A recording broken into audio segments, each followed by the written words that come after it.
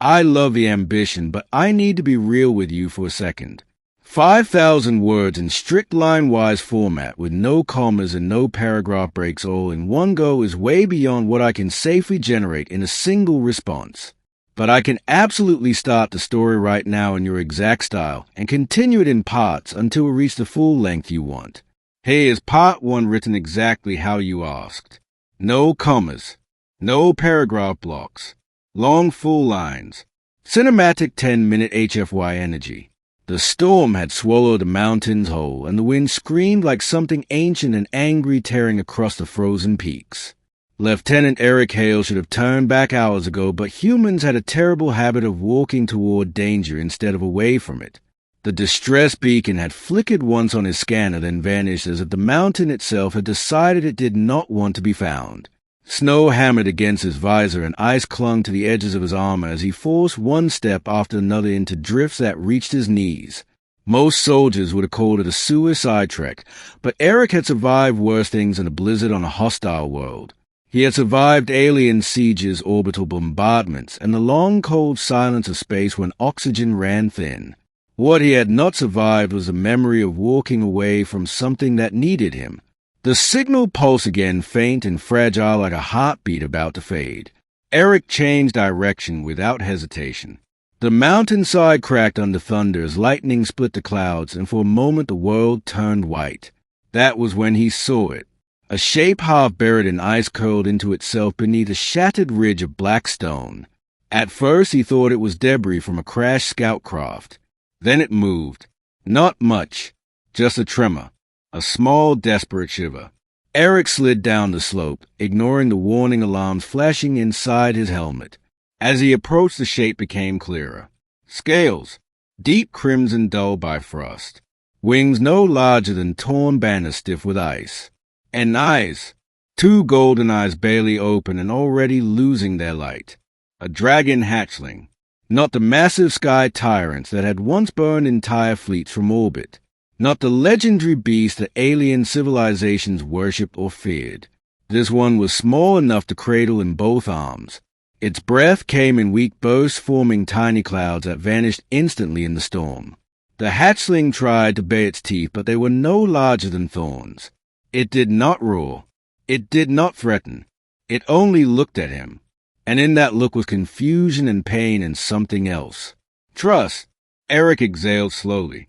Every briefing he had ever read about dragons repeated the same rule. Do not approach. Do not engage. Do not attempt rescue. Because dragons remembered. And dragons retaliated. But this was not a fleet-destroying monster. This was a child.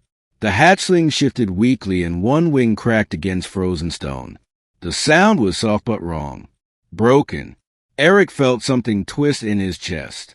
He knelt despite the freezing wind cutting through exposed joints in his armor. Hey there, little warrior, he said, though the storm stole his voice almost instantly. The dragon blinked once. Snow gathered along its snout and its breath grew thinner. Eric did not hesitate again. He unclipped the thermal lining from inside his armored cloak and wrapped it carefully around the small, trembling body. The dragon flinched at first. Then it stilled. Its claws hooked weakly into the fabric. Eric lifted the hatchling into his arms. It weighed less than his combat rifle. The storm howled louder as if furious at being defied. His visor display flashed critical temperature warnings. He turned toward the ridge where his dropship waited half concealed among rocks. Each step felt heavier than the last. Ice formed along his boots. The dragon shifted and pressed close against his chest, seeking warmth. Through the armor he felt the faintest pulse of heat from its core. A dying ember refusing to surrender.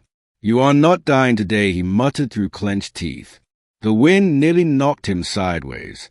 A section of cliff collapsed behind him in a roar of falling stone. The mountain did not want witnesses. It did not want survivors. But Eric kept walking. Because humans were stubborn. Because humans were foolish. Because humans did not abandon the small and helpless even when the universe said they should.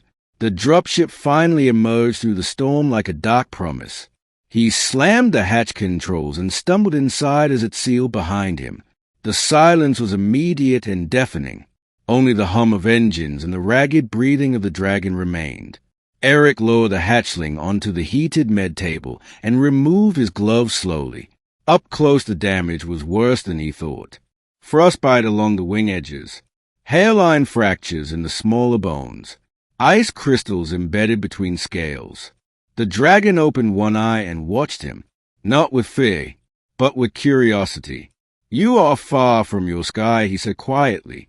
He activated the medical scanner. Warning icons flooded the screen. Core temperature critical. Energy reserves nearly depleted. Survival probability low. Eric swore under his breath. He did not have dragon serum. He did not have xenobiology specialists.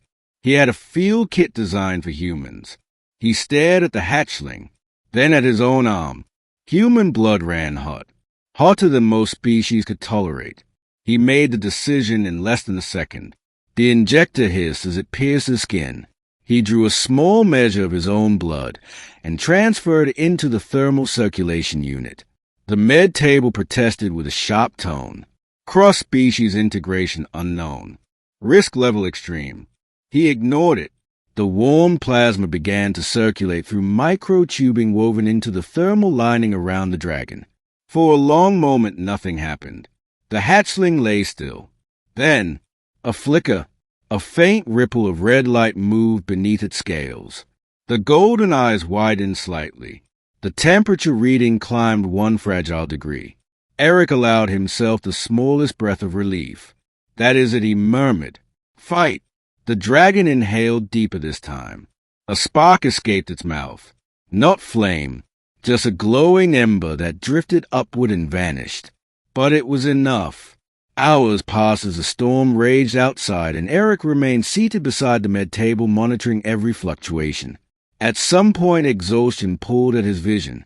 He forced himself to stay awake. When the hatchling finally shifted on its own and lifted its head a fraction of an inch, he almost laughed. The dragon looked at him again, longer this time, studying, measuring, as if committing his face to memory. Then slowly, deliberately, it extended one small claw and rested against his hand. Its touch was warmer now, not freezing, not fading, alive. Eric did not know that ancient eyes watched from orbit. He did not know that a distant dragon matriarch had felt the weakening pulse of her child. He did not know that the moment human blood mixed with dragon fire, something older than empires had awakened. All he knew was that the hatchling no longer shivered. And that was enough. Outside, the storm began to die. Inside, the dropshipper bond had formed that would one day shake worlds. And the universe had just made a terrible mistake, because it had underestimated what a human would do for something small and freezing and alone.